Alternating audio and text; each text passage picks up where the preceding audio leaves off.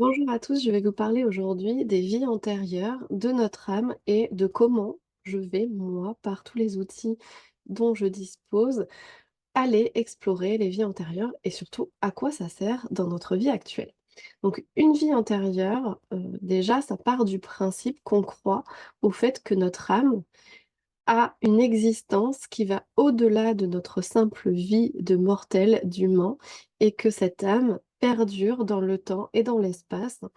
Peu importe si elle est dans d'autres dimensions ou non, en tout cas, elle va vivre certaines expériences concrètes en tant qu'humain ou en tant qu'animal ou en tant, qu'autre être et au cours de ces existences, elle va avancer, évoluer, conscientiser certaines choses, faire des erreurs, faire des bonnes choses également et entre chaque vie, elle va conscientiser ça, mettre en place d'autres choses pour les vivre pleinement dans la vie dans laquelle elle s'incarne.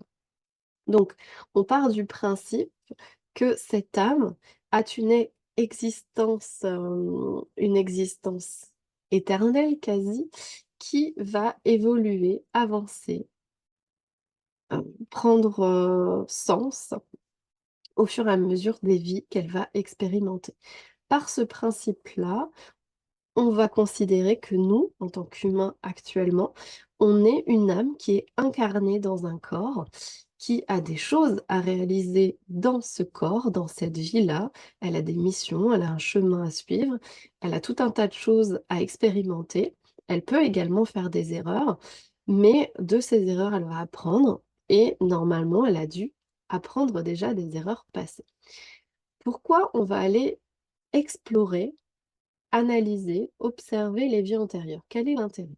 L'intérêt, il est que dans cette vie, parfois, on peut être confronté à des situations qui vont nous dépasser.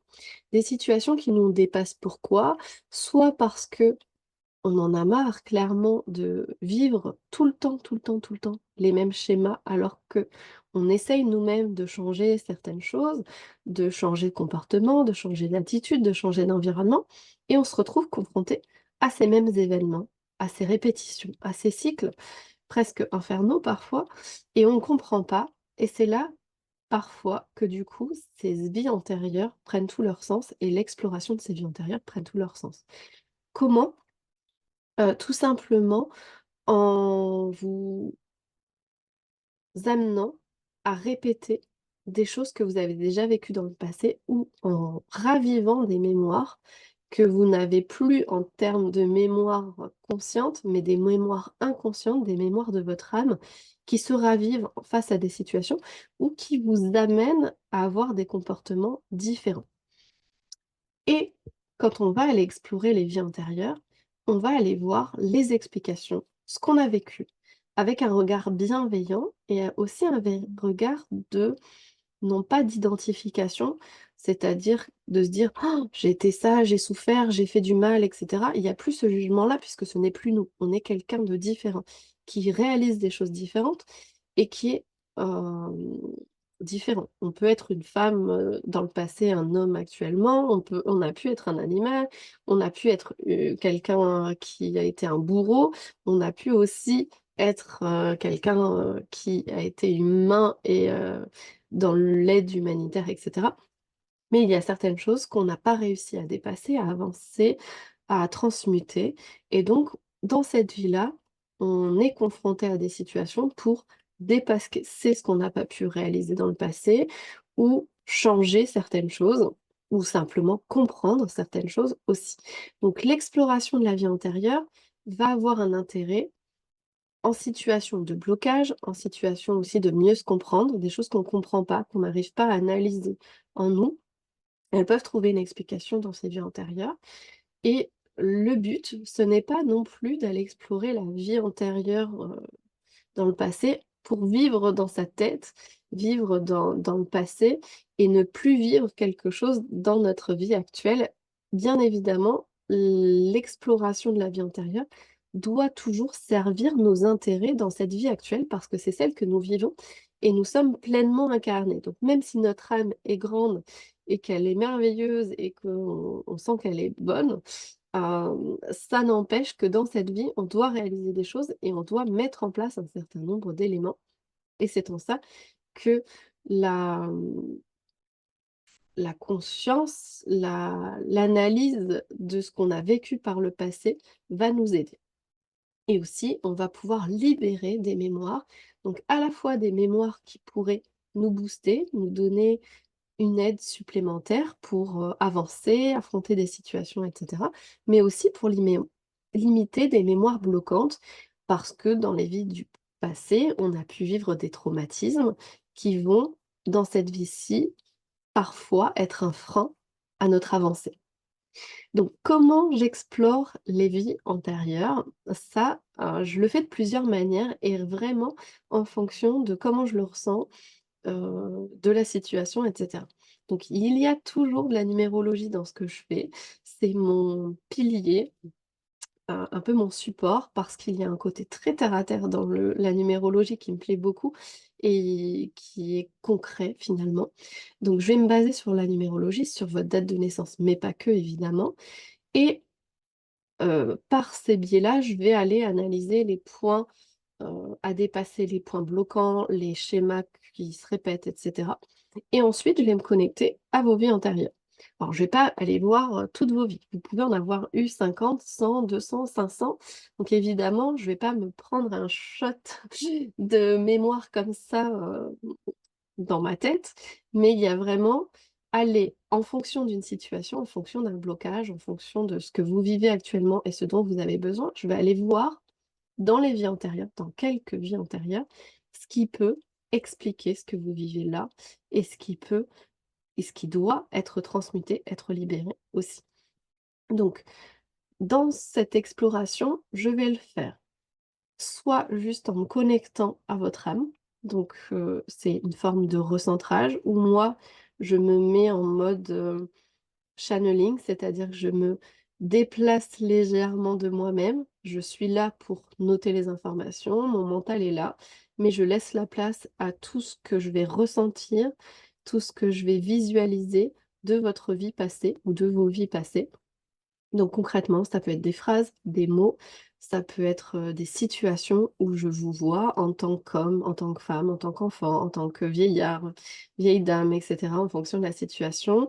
J'analyse aussi l'époque pour situer à peu près dans quel moment ça se passe, et du coup, je note tout ce que j'observe dans la situation, ce que je ressens, les mots qui me viennent et avec ça, je reconstitue ce qui a été votre vie antérieure. Donc ça, c'est une première étape où je le fais par médiumnité pure et par tout ce qui me vient de sensations, de visualisation et autres.